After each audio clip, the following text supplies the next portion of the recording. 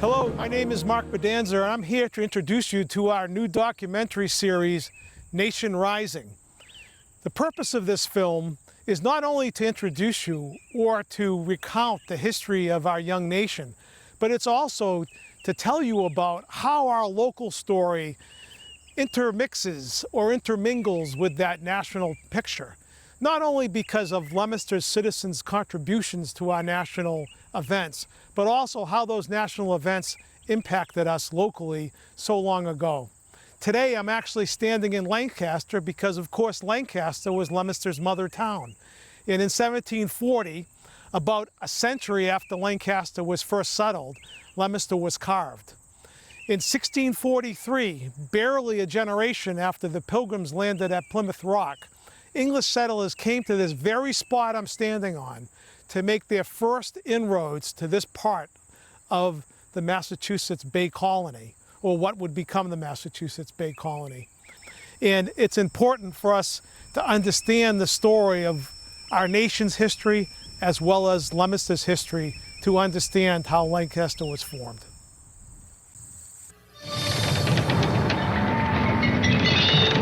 In the beginning, they came for religious freedom. The Pilgrims who landed at Plymouth Rock were Puritans. They separated from the Church of England and followed the philosophy of John Calvin, a French theologian and Protestant reformer.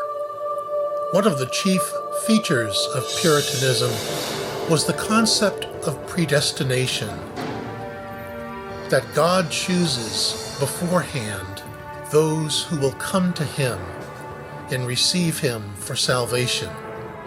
This does not mean that humanity was without free will, but only that it mysteriously ran parallel with the sovereignty of the Almighty God.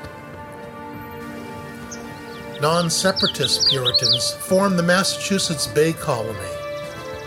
While they differed with the Church of England, like the separatists, they were Puritans who wanted to reform the church from within. We are taught with textbooks and ingrained with the notion that the Puritans came to establish a religious freedom in the New World. The postage service even issued a stamp in 1957 celebrating this fundamental idea. New England Puritans were anything but tolerant of other religious beliefs. When they arrived on the shores of a new and foreboding land, a dark wooded place with savages lurking seen and unseen, they came to establish their own religion. They came not only to practice their religion, but also for the opportunity to acquire land and the abundant resources of the New World. Think back to your school days when you were taught all about the Pilgrims landing at Plymouth Rock and why they came here for religious freedom. And think about the notion that you had that America was created, in part at least, so that people could practice their religion freely. Well, that wasn't exactly true in the 17th century when the Pilgrims came. In fact, it wasn't true at all. There were more than one religion. There was Puritanism, and there were Quakers, for example, in New England. Prior to 1660, Quakers were persecuted by the Pilgrims or Puritans to the extent that some of them were actually executed. The king in 1660 changed this and outlawed such harsh punishments for Quakers, but not all of the punishment went away. Which brings me to the story of Lydia Wardell, who was a woman who lived with her husband in Hampton, New Hampshire, which in those days, 1663 to be specific, was under the jurisdiction of Massachusetts. She was supposed to, by law, attend meeting, which meant Puritan meeting, at the Newbury Meeting House in Massachusetts, but she didn't. And when she refused to attend a church that she wanted nothing to do with, she was fined and she was punished.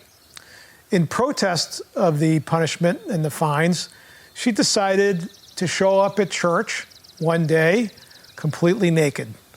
And as you can imagine, this didn't go over very well with the Puritan leaders of the community.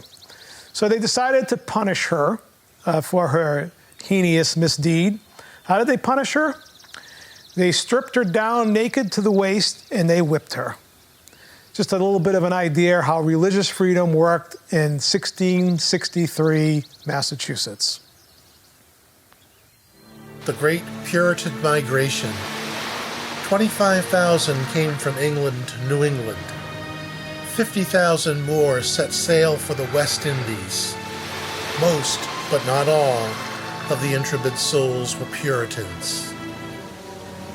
English settlers gradually ventured away from the sea into the inner reaches of New England. In 1643, a group of Englishmen, led by Thomas King, established a trucking station in a place called the Nashaway Plantation, in search of iron deposits and to trade with the Native Americans. This was the beginning of Lancaster. Lancaster was a praying town, one of about 14 established to convert Native Americans to Christianity. On October 28, 1646, John Eliot, a Puritan missionary, preached his first sermon to Native Americans at Natick, another praying town, one that has retained its Indian name. Eliot preached the Christian Bible to the Massachusetts and Algonquin tribes. In 1663, Eliot published a translation of the English Bible to the Massachusetts language. About 1,000 copies of the Bible were originally printed, and of those only 39 copies are thought to survive. American college libraries and American collectors are thought to own 29 of the books, and the other 10 are in Europe. Williams College in Massachusetts and Dartmouth College in New Hampshire own copies. Not all of the Native Americans were interested in adopting the white settlers' ways or their religion. The advent of King Philip's War in 1675 brought missionary activities to an end. Most of the original printing of Eliot's Bible was destroyed by the English during King Philip's War. King Philip's War was led by Native American Metacomet, called Philip by the colonists. The Native Americans took a stand against further encroachment on their lands by the English colonists. The flashpoint that ignited the war was the murder of a Christian Indian named John Sassamon. Sassamon had warned Plymouth Colony of coming Indian attacks on English settlements. His warning was ignored. Soon after, Sassamon's body was recovered from a frozen pond. 3 Wampanoag men were tried, convicted, and hanged for Sassamon's murder. Metacomet, the Wampanoag chief, had enough. Metacomet was the second son of Massasoit. You might remember that name as the Indian who negotiated a peace treaty between the Native Americans and the colonists at Plymouth Plantation. If that doesn't do it, you'll recognize Massasoit from the Massachusetts state flag and seal. Metacomet's older brother, Wamsuta, later named Alexander, died in 1662 while being questioned by the English on suspicion of plotting war. This opened a clear path for Metacomet to come to power. When the conflict came, the Indian War Confederacy included not only the Wampanoag, but the Algonquin, Nipmuc, and Narragansett. The destruction caused by the Indian raids was catastrophic. Lancaster, incorporated as a town since 1653, suffered a devastating attack during the winter of 1676. There had been trouble since the prior August. On February 10th, 1676, 400 Wampanoag, Narragansett, and Nipmuc warriors attacked the town. They burned the bridge into town, homes, and the meeting house. It is estimated that 14 Lancaster residents were killed in the attack, and another 23 taken into captivity. One of the captives was the minister's wife, Mary Rowlandson. Her husband was in Boston at the time to plead for more troops to secure Lancaster. At length they came and beset upon our house, and quickly it was the dolefullest day that mine eyes ever saw. The house stood upon the edge of a hill. Some of the Indians got behind the hill, others into the barn, and others behind anything that could shelter them, from all which places they shot against the house, so that the bullets seemed to fly like hail, and quickly they wounded one man among us, and then another, and then a third.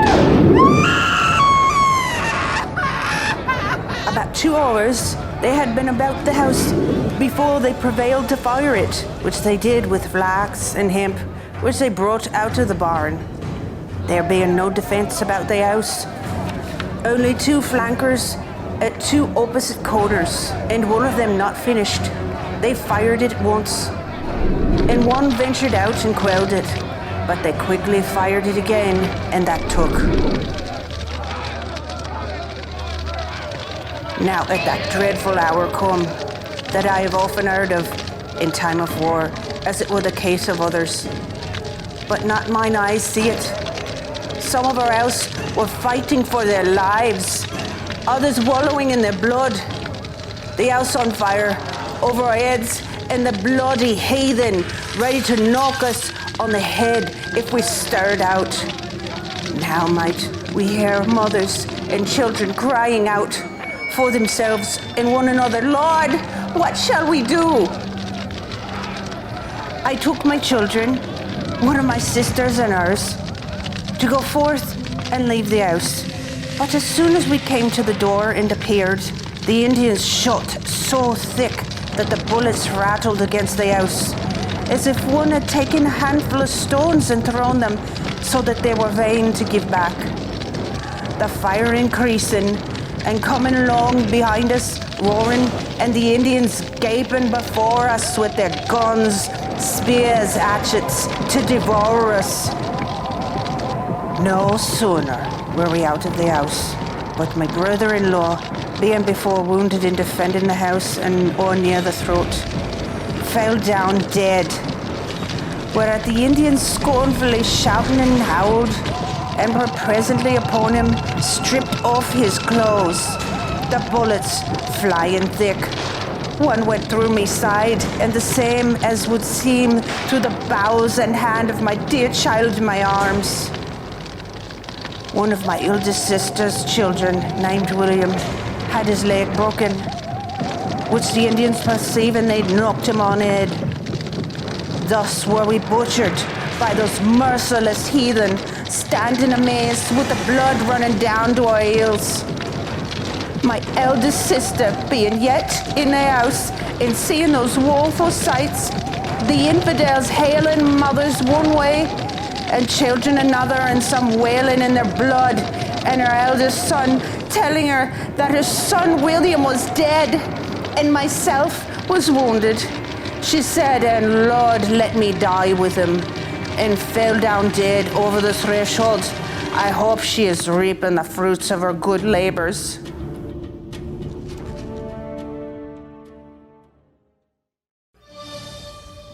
There was so little left of the towns, including stores and livestock pilfered by the warriors, that Lancaster was abandoned. Not until June 1684 did civilization fully return to the town with construction of a new meeting house. Mary Rowlandson famously survived 3 months in captivity. Her return was negotiated by John Hoare of Concord at what is known today as the Redemption Rock on Route 140 in Princeton. In 1682, she wrote the story of her ordeal, titled The Captive, which has been widely regarded as classic American literature. Some 40 editions have been published over 3 centuries. 3 children went into captivity with Rowlandson: Joseph, Mary, and Sarah. Mary died from the wounds she suffered in the attack 1 week into the family's captivity. The other 2 children were returned with their mother. On Tuesday morning, they called their general court, as they called it, to consult and determine whether I should go home or no. And they all as one man did seemingly consent to it, that I should go home, except Philip, who would not come among them. Oh, the wonderful power of God that I have seen, and the experience that I have had. I have been in the midst of those roaring lions and savage bears, and feared neither God nor man, nor the evil by night or day, alone in a company, sleeping all sorts together. And yet, not one of them ever offered me the least abuse or unchastity to me, in word or action.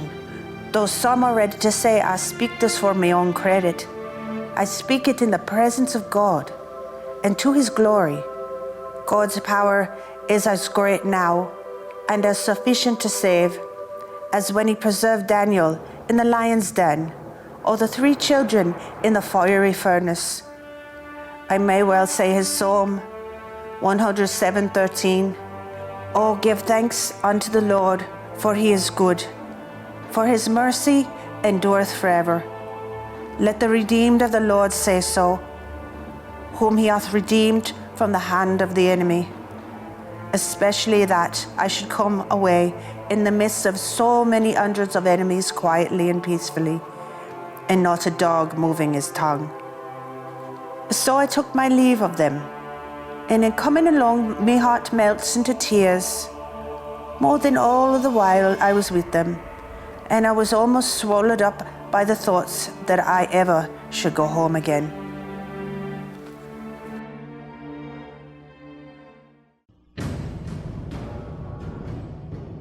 King Philip's War effectively ended in August 1676, when the English finally cornered Metacomet and his warriors in a battle that claimed the chief's life. Metacomet was killed by John Elderman, a praying Indian. He was beheaded and his body quartered. Metacomet's head was put on a pike outside Plymouth Colony, where it remained for 25 years.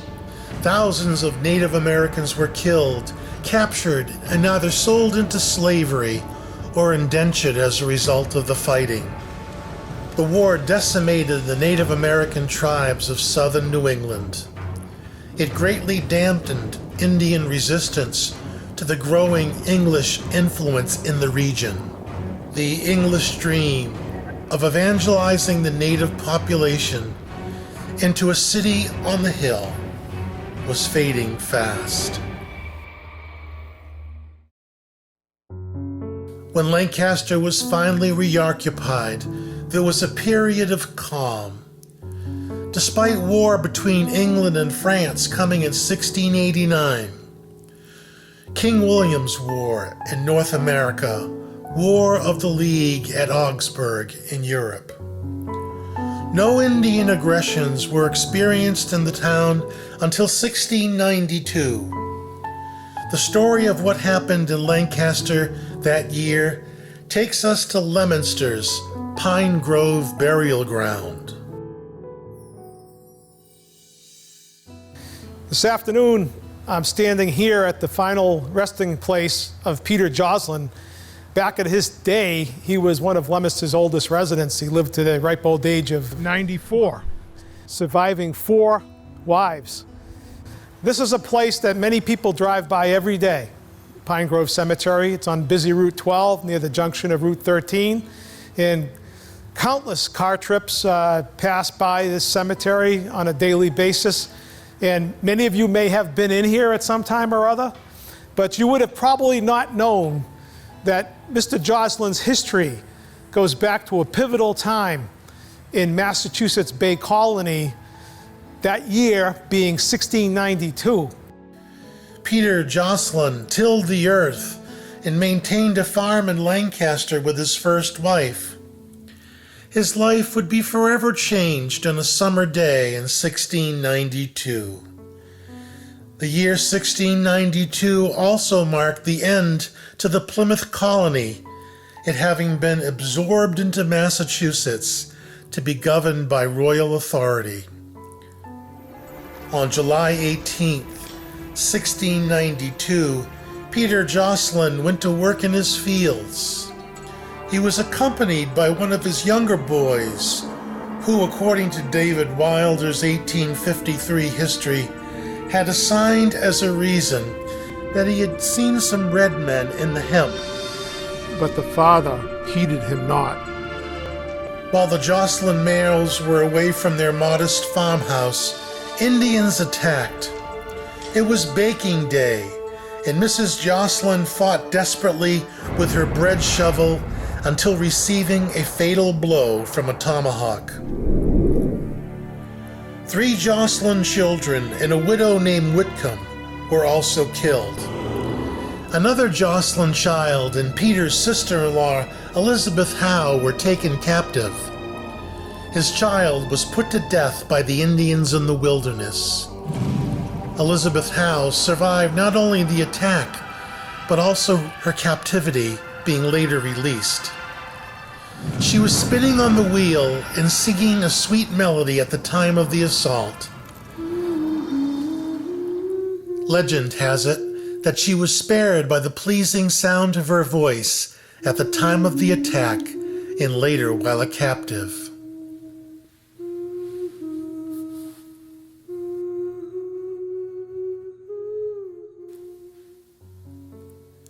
(1692) was an extraordinary year, not only for Mr. Joslin, but for all of New England. And of course, one of the things that was happening in that long ago time were the Salem witchcraft trials. There was an overabundant, overarching type of feeling that in the colony back in those days that the evil perpetrated by the Puritans was being punished by God. I always found it fascinating that I could walk through this quiet resting place and for many times not know the story of Mr. Joslin, discover it at some point, and then come back here and revere what this man went through those centuries ago. I think it kind of gives us a reminder that, history, things that have gone before are important, and we should pay attention to them. Sometimes they're right under our foot, and we don't have any idea what they're all about, but it's important for us to look back, and it's important for us to remember, and I think Mr. Joslin's resting place, or final resting place, is a perfect example of that notion. The Native American tribe that controlled what was Lancaster and its surroundings, including Leominster, were the Nashaway, at one time led by the Sachem chief Sholin, who camped at the shores of Lake Washaycom in what is now Sterling. The Nashaway were planters and cultivators who preferred the rich soil of the low banks of the river they shared a name with, Nashwa, meaning the land between. There, between the two branches of the river, they farmed for a long but unknown number of years without disturbance.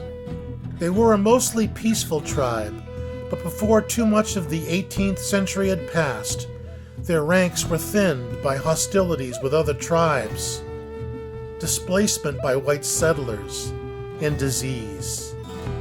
The tribe, which would ultimately suffer extinction, would however play a key role in the town which was to become Leominster.